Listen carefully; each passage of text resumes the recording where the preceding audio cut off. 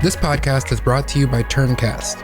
We make game-changing content for fintech and financial services companies. Learn more at turncast.com.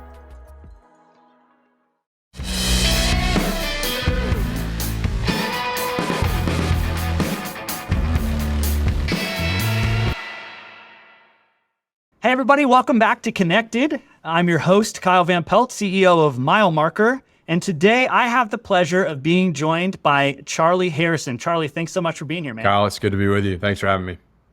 Absolutely. I don't think I would do it justice to introduce you. I could try my best, but you as a man of the people, I'd love for you to tell folks who you are and what you do. I am a 33-year-old commercial real estate broker in Atlanta, Georgia. I focus primarily in office leasing, tenant side representation.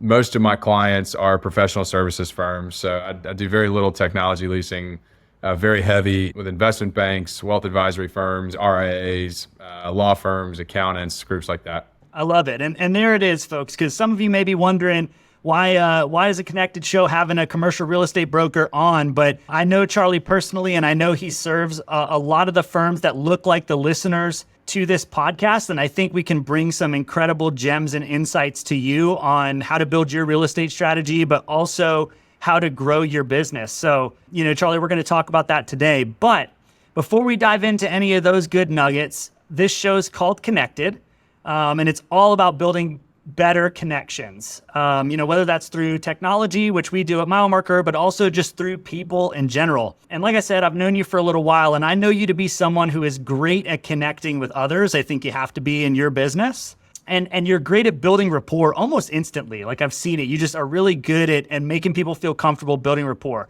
So I want to kind of give you the mic and ask you the question. What advice would you have for the listener that wants to build better connections with people?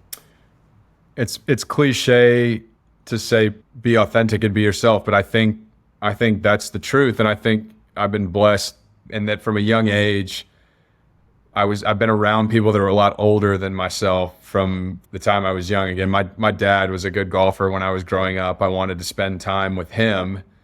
Easiest way to do that was on a golf course. I was usually playing with people. My dad's 30 years older than I am, so I was playing with my dad and his contemporaries. And I just had to find ways to connect with them. And I had to learn to ask questions that were interesting to them. I had to be okay with nobody really caring who I was or whatnot. So it was finding ways to naturally and organically pique men and women's interest who are much older than myself. And I think that's served me well as I've become a professional now.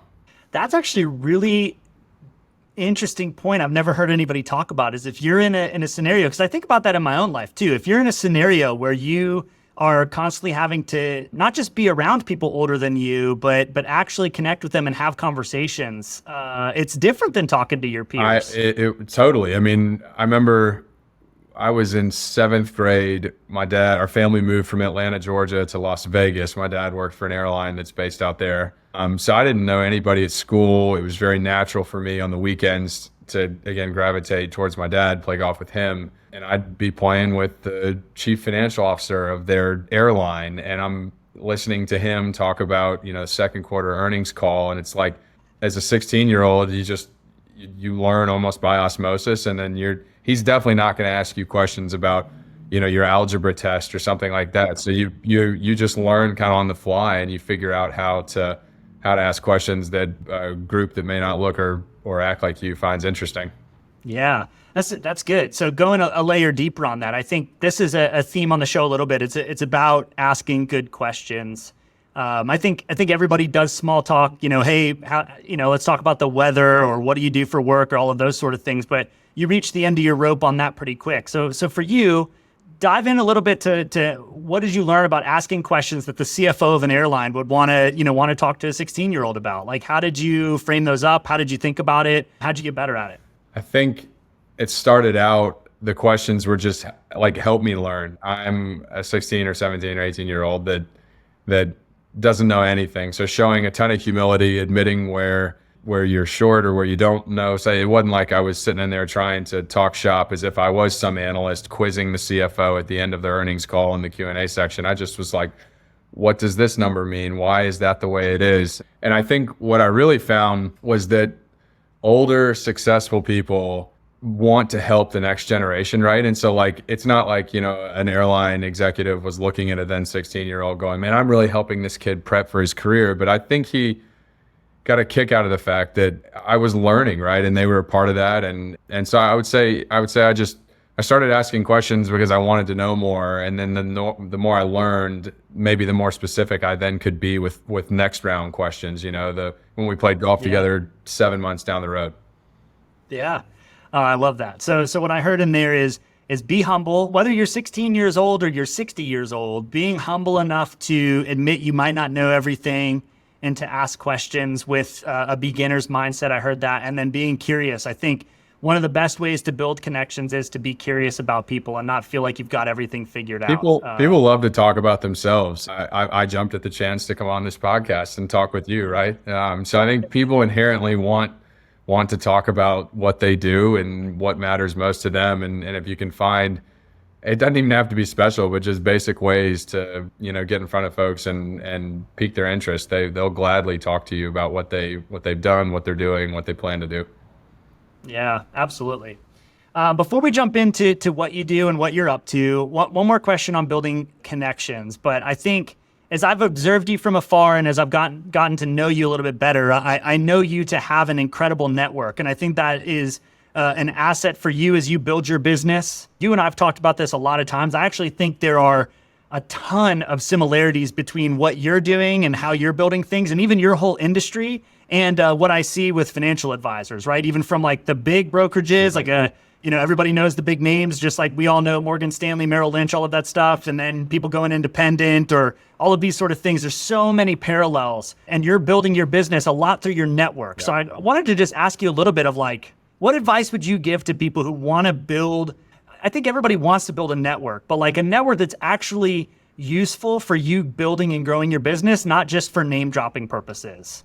I think the term networking is often misused, right? Like if someone said we're going to a networking event, the image that I have in my mind is a bunch of people in a room that don't know each other and they're passing around business cards trying to pick up business. What can you do for me? What can you do for me? What can you do for me? The way that my most important and valuable mentors have taught me to approach networking is the complete opposite. It is asking for nothing, expecting nothing in return, hoping for a lot, but expecting nothing in return, and trying to give and create as much value as you possibly can. And I think that through the giving is where people, like your name is then top of mind, right? Whether it's making intros, a newsletter. There's a legendary commercial real estate broker in New York City named Bob Knackel, who I've met with a few times. His personal brand's incredible, but like even people that don't know anything about commercial real estate probably know his name in New York City because of how much he gives and gives and gives, whether it be market updates or email blasts or newsletters or podcast interviews or whatever. Like he's giving so much more than he's probably receiving. And because of all that giving, he's the number one commercial real estate professional in Manhattan. So I think that's the way I try to do it. I'm a young commercial real estate advisor, but I've tried hard to be intentional about my outreach and to give a lot more than I ask in hopes that on down the road, the selling, if you will, isn't really thought of as selling. Like it's people calling me as opposed to me calling them. Yeah, no, I love that. That's awesome. So yeah, talking about the similarities between an RIA and what you're doing, I think for people, it'd be good to frame up from my words, Charlie kind of just broke away from what would be a wirehouse into more of an independent situation.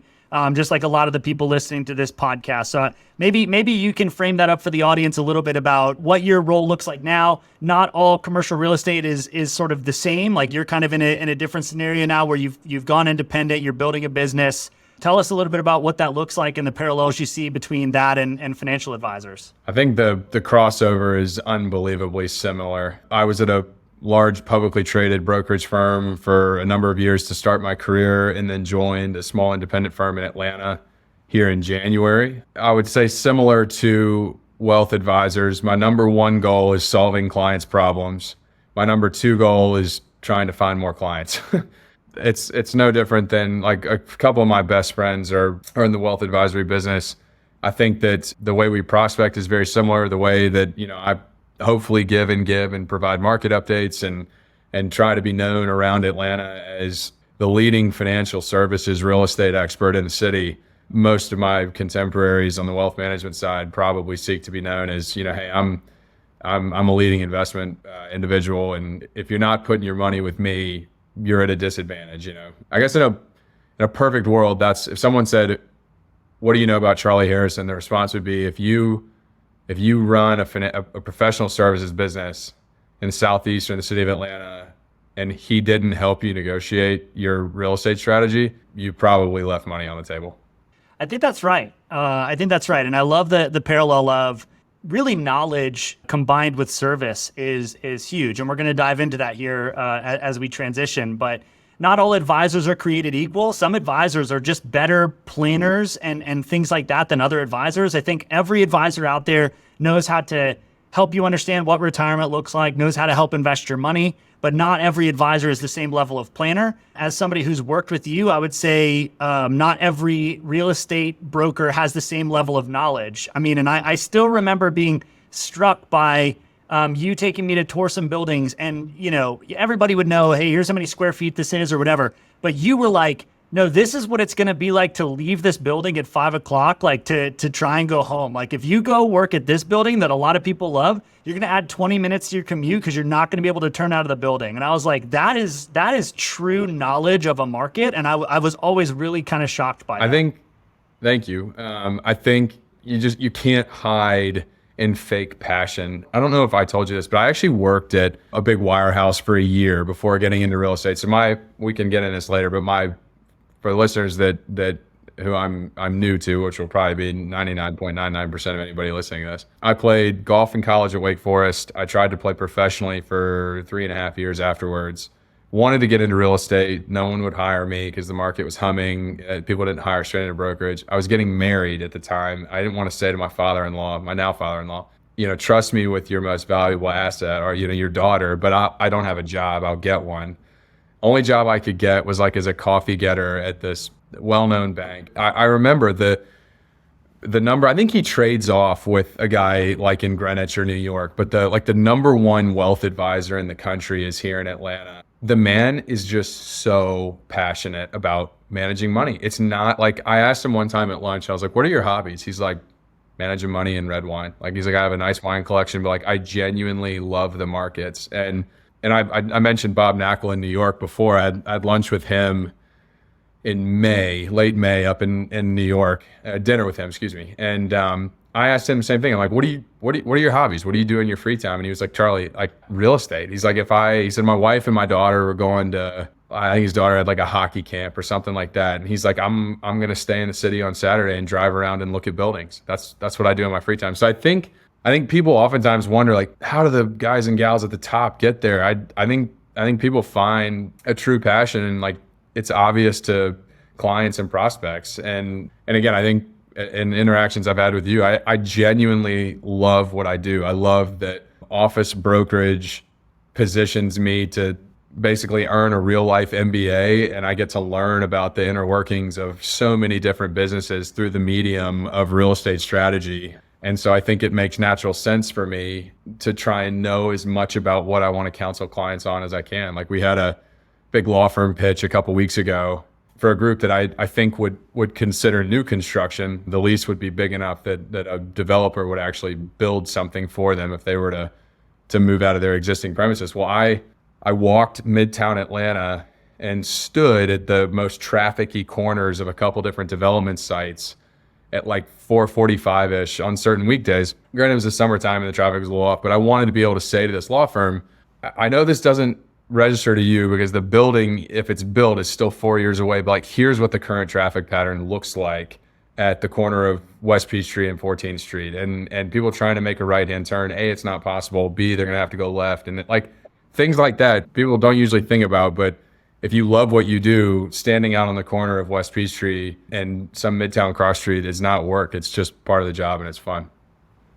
I love it. And I think you've just displayed, why you have had so much success, in your career as you've gone. So let's talk a little bit about this. So you're an incredible real estate advisor. And as we've already established, you work with a lot of professional services companies like wealth management firms. think the world's changing a lot when it comes to office space. Interestingly, the wealth management world was forced remote with COVID, but I think they were some of the first to come back. I don't think they kind of embraced this whole work from home as much. Some people did, but a lot of people are trying to figure out office space. And then, a couple headlines this week, Zoom is bringing people back to the office. A lot of people coming back to the office. Feels like the pendulum is swinging a lot. So, kind of open mic here, but what are you seeing out in the wild right now as it pertains to just the trends with office space in general, people going back to the office? What are you seeing? A little bit of everything. I think I can answer your question geographically and then especially like kind of asset class wise. I'm very blessed to do what I do for a living in the city of Atlanta, Georgia, where you'd have to have your head stuck in the sand to think that in any city challenges don't present themselves around office. But relative to cities like San Francisco, the Bay Area, and even New York a little bit, it's not been as difficult. The toll that work from home and the pandemic took on the office market's not been nearly as tough here in Atlanta. I'm seeing certainly a return to office. Amazon, Apple, BlackRock, Chipotle, Disney, IBM's 3 days a week. JP Morgan told managing directors, you got to be in 5 days a week. Most all other employees are 4 days. Meta, Snapchat, Tesla, 40 hours a week. We don't care when, but it's got to be 40. So I think, let me back up. I think I'd say this. I certainly would never wish the pandemic happened, nor do I want it to happen again. I think the one thing that I like that it did to the office was that it killed the notion that only good work could be done in an office. I remember when I worked at that big wirehouse, I wanted to travel back to Atlanta on the day after New Year's. My wife and I were about to embark on a long road trip. It was going to be a lot less trafficy the next day. I was a nobody, like legitimately a paper grabbing coffee getter. And I emailed my boss and was like, hey, I'll have my hotspot on. Can I come back the day after, not this one day? And he was like, no, we really need you in the office. And I'm like, you don't. You don't. Like, you want, for no other reason than it was a butt in a seat. He wanted me there that day. So like that would be a non-issue now because of COVID. But I do think that most professional services employers feel like employees more often than not work better together. So we're certainly seeing a return to office. I think most professional services firms instituted some type of return to office strategy kind of before technology firms did. I think early on it was easy to look at banks and say, well, of course they're instituting return to office policy. They hold the debt on X, Y, and Z property in this city. And as far as I know, Chipotle, Tesla, I don't think Snapchat owns CMBS debt on any building in Manhattan or anything like that. And Evan Spiegel said, hey, you got to be back at least 4 days. So we're certainly seeing that in Atlanta. I would honestly say most of my clients never really left the office. They just were more lenient with junior staff saying, hey, if you want to stay, at the lake with your buddies an extra day on Monday, but you can plug in, that's great. But, come back on Tuesday. And then I would say the second thing I'm seeing is that most office buildings are okay. Some are not, right? Like I saw a report probably a week or so ago that said something like 10% of all office buildings comprise 60% of the total office vacancy in the country, right? So like you've got these zombie towers in the outskirts of Plano, Texas, right? That like probably shouldn't have been built in the first place and now are suffering because pre-pandemic people were forced in there and now they don't need to be. So I think that's where you're seeing buildings are in trouble. But like most core assets in Buckhead, here in Atlanta, in Midtown, we got a couple buildings that are fetching record high office rental rates, which has been wild to see. It's a hard thing, admittedly, to explain to a client because they'll say, well, I heard on CNBC that the office is dead. And I'm like, not in your building. Like, your landlord just took your rate up 20%. So yeah, we're seeing it across the board. Again, like certainly there are some challenged loans in the office market. Certainly there are some buildings that are in trouble. I would say more are okay than are not. And at least for the ponds that I fish in, the professional services, investment banks, wealth management groups, law firms and whatnot, they value good office and they're willing to pay for quality office space. Oh, that's awesome.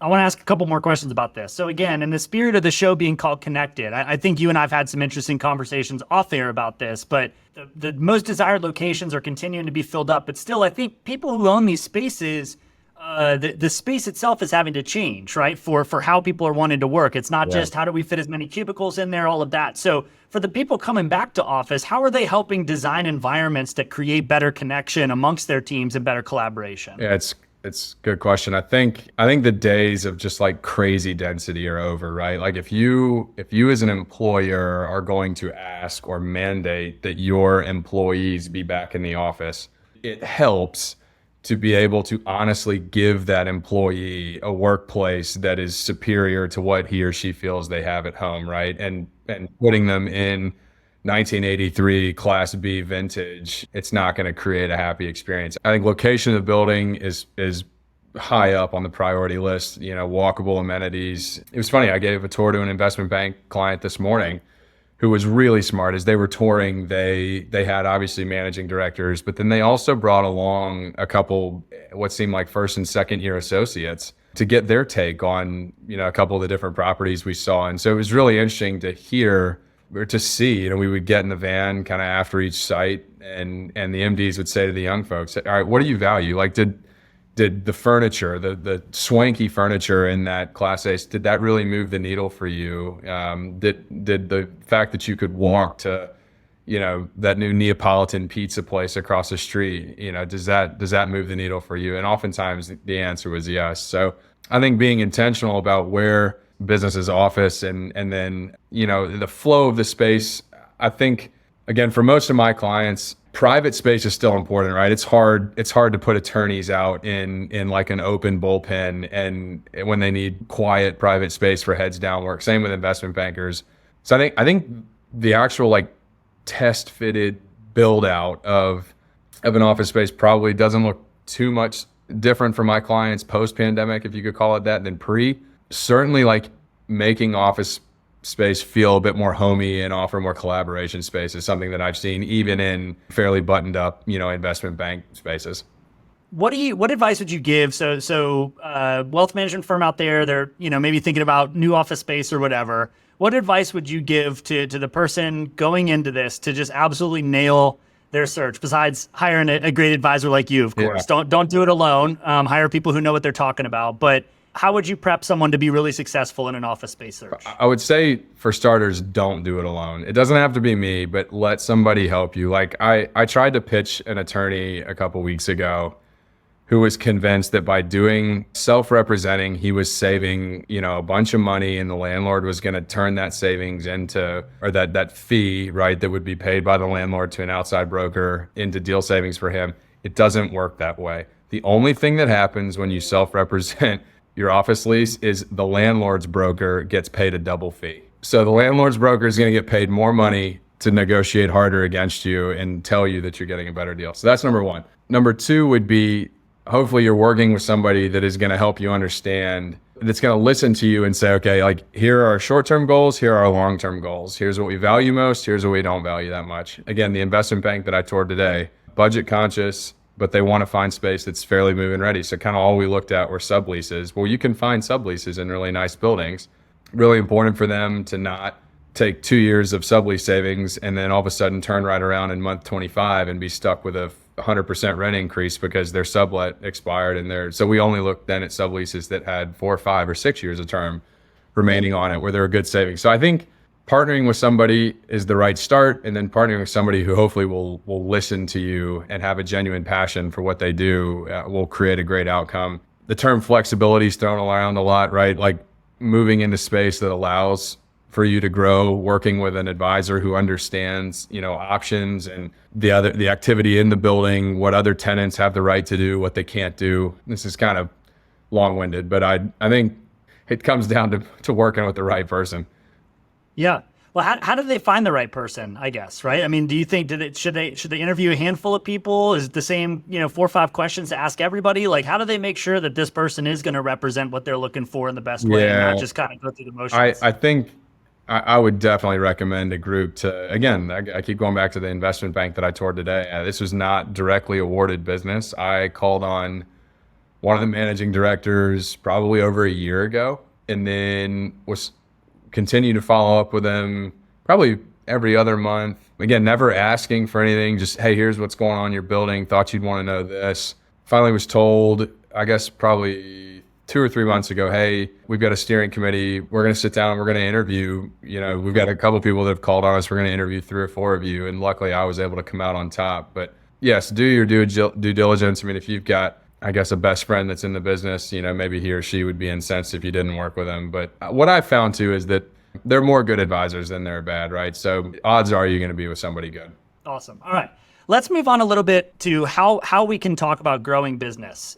So I know you to be an incredibly disciplined prospector, and I know you do tons of cold outreach, right? Which a lot of people don't talk about anymore. And everybody's, I want referrals, I want this. And you disciplined, do a lot of cold calls, a lot of just, even old fashioned door knocking, like going and seeing things like that. Where does that come from? Like, you're constantly on the hunt for new business. I know we all want to grow, but not a lot of people are willing to go do that cold outreach like you are. So where did that come from? Tell us a little bit about that and why you still do it. When I played professional golf, I was not good enough to play college golf at Wake Forest. I was a good, solid high school player, like a single A, double A high school champion, not Wake golf. Not so much the 4 years that I was there, but certainly in the past and then current is like Duke basketball, right? Or Vanderbilt baseball. It's just, or whoever, I can't remember who won the College World Series this year, but I guess Wake's team was pretty good this year. So I got really lucky to go to Wake. I had no business really turning professional. My college roommate who was good enough to turn pro was going to do it. So I tried just to scratch the itch. And I think what frustrated me about my professional golf stint was that extra effort and hard work really wasn't going to put me on the PGA Tour. And I don't mean to insinuate at all that Tiger Woods and Rory McIlroy and the studs have not put in the hours, because certainly they have.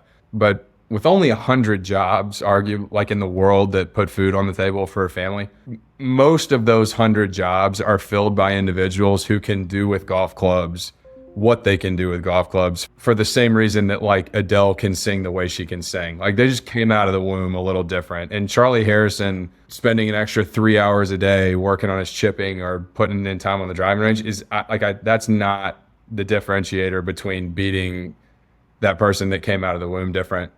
I think what I found in real estate is prospecting intentionally is like having a boat driving, moving along in the ocean, and you get to determine the number of fishing lines that you dangle off the back of the boat, right? I don't want to say there's no talent in this business, because that's not true. Some people are great speakers, they connect more easily with folks than some others do. But by and large, you create your own luck in real estate brokerage and prospecting. Probably the same is true in wealth management, looking for new clients that way. The boat that drives around the pond for 10 hours that dangles, assuming they're fishing in the right pond and there are fish in the pond, that has 50 lines hanging off the back of it, is probably going to catch more fish than the boat that only has 2 or 3 lines. And so I like that in what I do now. I can't control if somebody does business with me, but I can control kind of how lucky I get based on my effort and my output. So I think I try not to do too much cold outreach. I think I've learned how to try and turn cold to warm, whether it's, hey, we know so-and-so, I know we haven't spoken, but, Kyle told me it was okay to use his name in this email or in this phone call. Hey, I know we haven't met before, but the tenant next door to you is moving out, seen 50 people a day walk into your space. Looks like you guys might be bursting at the seams. If you want to move, into space next door, give me a call. Things like that, where I try to filter the outreach through the lens of, if I were the person receiving this, is it good enough where it would get my attention and I would respond? And if it's not, then I don't do it, or I try and tweak it until it is. So I think I love chasing down new leads and new business, because I feel like in a small way I can control my effort, and B, I try to do it in a way that's not totally random. It has some purpose behind it. I think there's a couple really good nuggets in there. My perception was a lot of these were cold outreach, and you're like, no, not really, right? I'm trying to do some intentional work to figure out how to warm it up, which is good. It's not necessarily a warm referral, but you're still doing work to warm it up. And the having a bunch of lines in the water. I think one thing that holds a lot of people back from doing this is probably fear of rejection, even if they wouldn't say that, right? Yeah. They're afraid, hey, if I put those 50 lines in the water, everybody's standing on the side of the pond, sees me driving around with 50 lines, and then they see me come back and maybe I only caught 1 or 2 fish. That's kind of embarrassing. Yeah. So how do you kind of get over that fear of rejection for these types of things? Or do you just not get over it? It's like, you just no, I think, well, I don't think the fear ever really goes away. I think that you can kind of like make yourself numb to it. Honestly, a big thing for me was the realization one day, this was probably a second year in my career, I was having like mega fear of the phone and would find excuses not to call and, oh, I'm just so busy. And it was just like, all it was like, Charlie, I don't want to get on the phone. And then it was like the light bulb went off and I realized the information I'm calling with or emailing with or door knocking with or handwriting notes with is worth something. Maybe I think it's more valuable than the recipient thinks it is, but like, I'm not wasting anybody's time. I can't control if the recipient thinks that or realizes that or not, but I know I'm not.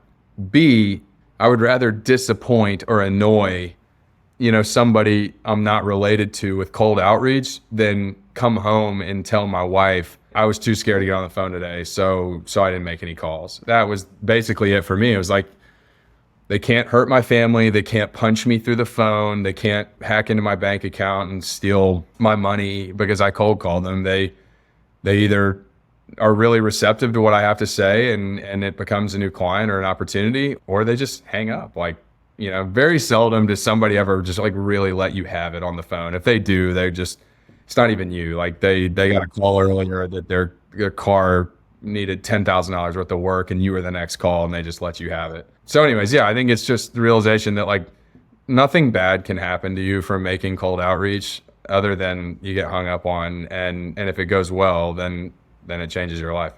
I think that's really good. I think there's been a couple of different conversations on this podcast. And if you read about it, it's like sales is all about the transference of belief, right? And if you believe that what you're doing is truly valuable for people, then that should be what you focus on more than the fear of whether or not somebody's going to reject you or something like that. Yeah. And that's kind of what I just heard you say. It's like, hey, this thing that I'm sending, this is helpful. It ties back into the passion element that I talked about earlier. Like when I was a kid, right out of pro golf working at the big wirehouse, like the super successful number 1, number 2 advisor, he was never selling because it was so obvious even in intro meetings with clients and prospects, like how much he loved what he did, that there was just this inherent intrinsic interest there by them to want to get to know more about what this advisor was saying. And I would hope that if I have the ability to meet with people or chat with them, that the authenticity and the real interest in my profession, comes across. And it's not, I really don't feel like I'm selling anybody anything. I feel like I'm just trying to educate people. And if I get paid for educating them, then so be it. I love that. And I do feel like the people who are more successful, they have some level of that mindset, right? It's like it probably starts out as trying to sell things and all of that, but then you kind of realize, hey, this isn't working. But the more that I teach people about how this works, or the more that I help them, the more business kind of tends to show up. I mean, you don't know what you don't know, right? It's like my first year in brokerage, I was selling. It was just, I would call day and night trying to get anybody that would talk with me to talk with me, anybody that would meet with me to meet with me. And I probably wasted a lot of people's time, 4, 5, 6 years ago. But it was, you don't know what you don't know. And now, as I've had some experience and I've done some deals and I understand where tenants are moving and why they're moving and where they're going. And that's the kind of information that really does carry weight. I think it's easier. It stinks because somebody that's thinking about getting into this business or into wealth management business is going to hear, I can't create great value as a first year. That's not entirely true, but it's like, you have 5 years experience when you have 5 years experience, and you have 10 when you have 10, and 20 when you have 20. It's like you can't cheat the time that way. So let's talk a little bit more about that, because I think everybody wants to figure out how to build consistent growth. You're out there putting the 50 lines out of the back of the boat, and I think that's good. But okay, hope somebody gets on the line. How do you run a process to make sure that you're still putting the 50 lines out, but you're also not just prospecting? We got to actually take those prospects and convert that into real business. So how do you think about managing all of those different things? I don't know if I do a great job of it or not. I think I'm a consistent, good canvasser, but I certainly have periods where I'll find myself just swamped with deals, and then the deals close, and then I feel like I'm kind of back to square one. It's like, all right, we got to like put the arrows in the quiver and go hunting again. So I think hopefully as I'm older, I'd like to hire a team around me that can handle some of the non-revenue producing activity that I currently manage, that will allow me to focus more of my time on revenue producing activity, RPAs, to coin a Kyle Matthew phrase. I try not to do, this is like stepping back, I guess, more in life. I try not to have any habits in my life that aren't sustainable. Like, I wanted to lose some weight at the beginning of this year. I'm a new dad. I felt like I was heavier than I needed to be, but I'm not, like, I have a brother who runs marathons and, looks like a bodybuilder. Like, I wasn't going to be able to do any of that. So I just said, I'm not going to eat seconds. I'm going to eat what I want to eat, but I'm not going to eat seconds. And I knew that I could sustain that day in, day out, and not be like crazy deprived of anything. The same is true in prospecting. I'd love to have the ability to dangle 200 lines off the boat in the water and make 200 calls a day. Reality is I work for myself. I'm kind of my only employee. I don't have the time to do that. And so the goal that I set for myself is 20 to 30 warm outreaches a week. And that might not sound like a lot, but like, I do it every single week. And I know before each day exactly who the 4 or 5 people I'm going to reach out to that day are. And, that times 52 turns out to be a decent number at the end of the year. And so I think going back to the start of my career, I was just wailing on the phones, calling 100 people a day, just trying to get anybody to talk to me that would. I had, I don't know, my batting average, if you will, was probably like, I don't know, .01. And now I feel like I'm a 320, 350 hitter because I spend a lot more time researching. The outreach is more intentional, but I'm consistent with it, and it's a manageable consistency. I love that. And there's a ton of value and insight into that. And I think a lot of the advisors listening to this can learn from that. You don't need to do hundreds and hundreds of outreach, but if you're consistent with it, you can build in a consistent way. I mean, even if you just did 50 push-ups a day, but you did them you're going to be stronger on Christmas Day than you were at New Year's Day, 300 some odd days prior. But the guy that's like, I'm going to look like a beast, I'm going to join the gym and get shredded. Well, he burns out after a month because he doesn't, doing the 2-hour-a-day workout, it's just not sustainable. So I'm not saying don't shoot for the stars, but what's worked better for me is kind of all things in moderation and finding manageable, sustainable habits like eating less. I think that's so good, man. Like, I think we're seeing this just a lot in what we're doing at Mile Marker and all of that stuff, but everybody wants to try and come in with like the shiny new object or the flashy thing. And as I have more and more of these conversations, it's like the advice keeps coming back of consistently call it the boring work, but it's like consistently do the boring work and just keep showing up and providing value. There's no sort of silver bullet. There's no fancy answer. It's like, just do the work every single day and you'll be successful. I could all but guarantee. It's like, here again, I'm sensitive to the fact that a young person listening to this basically just heard me say it's hard to create value as a 22, 23-year-old. But to that same person, I would say, if you get into real estate advisory and you reached out to 30 people a week consistently every week between the ages of 23 and 60, when you are in your 60s and hopefully have grandkids, you will have a ton of money. Yeah. Like, you will. You just will. It will compound, and you kept doing it, and you kept doing it. It's like, it's like your IRA or your 401k that you put money into in your 20s, and as opposed to the guy that starts when he's 40, like it will happen. Yeah, I love that. All right, let's transition to the last segment of the show. I call it Beyond the Bio. Yeah. You've already talked a little bit about your time as a golfer, but I'd be remiss if we didn't talk a little bit about this. I think tons of people would love to know, like, what is it like to try and become a professional golfer? We all see Tiger and Rory and all of that. Everybody knows about that. But as someone like you, like Division I college golfer, you went to Korn Ferry Tour. I think you played on PGA Canada, PGA Latin America. Like, tell people what it's like to try, because I think a lot of people maybe romanticize it. So being a golfer, even good enough to get there, by the way, there's a lot of really, really great golfers who don't even sniff the Korn Ferry Tour. Yeah. So you've at least gotten there. Tell us about that experience. I was good. I just wasn't good enough. And I think a lot of that boils down to kind of what I touched on earlier. Like, again, when I was trying to crack the PGA Tour, it was before the Live Golf Tour's competition like infused so much capital into the PGA Tour. Like, a big PGA Tour winner's check when I was playing was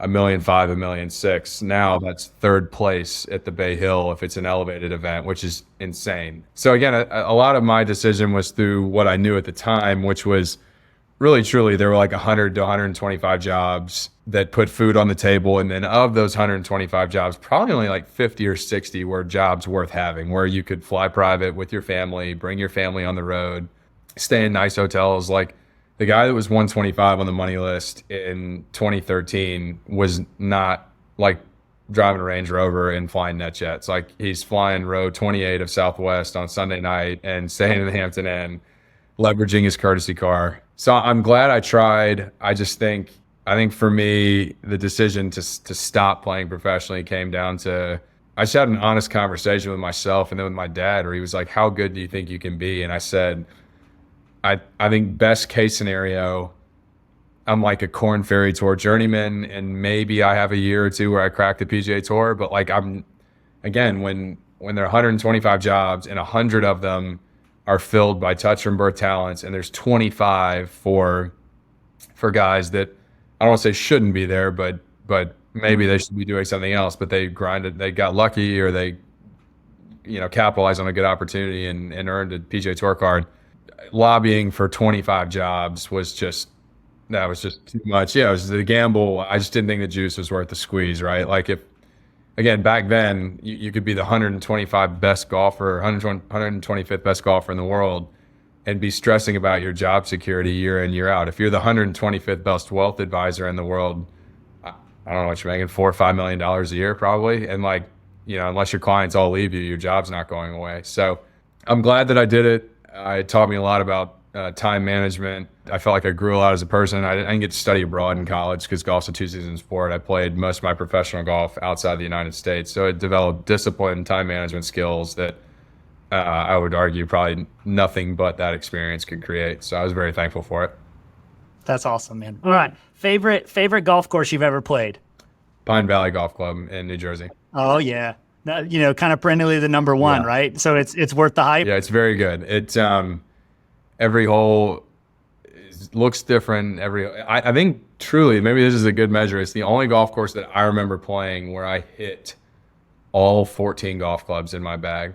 A lot of times cool. a better player will get done and they won't have touched a 3 or 4 or 5 iron or a hybrid. But Pine Valley, I hit. Maybe it's because I hit it all over the place, but I hit all 14 clubs in my golf bag many times. That's awesome. So you've played Pine Valley and you've played a whole bunch of different golf courses around, but is there anything still left on the bucket list? A couple courses that you haven't hit yet? Yes, lots of them. I've been fortunate to play many great courses, but there's so many that I haven't played at the same time. I would love to play out in on Long Island, out into the Hamptons, Shinnecock, National Golf Links, Friars Head, Maidstone, I've just heard that the golf out there is supposed to be incredible. I've only seen it on TV when they played the US Open at Shinnecock. Never visited it myself. I know some of the people listening to this are probably, out in that area in Long Island playing Shinnecock. So if you have an invite for Charlie, hit us up. I'll cover all my guest and caddy fees. I will play very fast, and I'll play okay. I love it. And then last question, kind of getting outside of golf, but in some of the research I did, I found out you do some work with the Parkinson's Foundation. So what got you involved in that? What makes you passionate about that organization? Yeah, I don't want to misrepresent. I would like to be more involved than I am, but it's a cause near and dear to my heart. My grandmother, my mom's mom, was diagnosed with Parkinson's in the mid-'80s when she was in her late 50s. She passed away in the early 2000s from it. And then my mom was diagnosed with Parkinson's probably 5 years ago, when she was late 50s as well. So research, the understanding that I have is that an early Parkinson's diagnosis in your 50s is no longer the death sentence that it was, when my grandmother was diagnosed in the 80s. But, it's one of those deals where you never think it'll happen to you or your family, and then it does. So my mom is an inspiration to me, a huge fighter. And I think just the fact that it hits close to home is why I'm passionate about trying to support the foundation. So my brother, who runs marathons, he's going to run the New York Marathon again this year in support of the Parkinson's Foundation to raise money. And so all the Harrisons are trying to help out there where we can. I can't think of a better place to wrap up than that. What an amazing story and tribute. Really appreciate you sharing that. And I appreciate you coming on the show today and sharing a bunch of knowledge about real estate and about growth and about effort. You dropped some real gems today. Thanks so so thanks much for joining. All right, KBP. I'll talk to you soon, my man.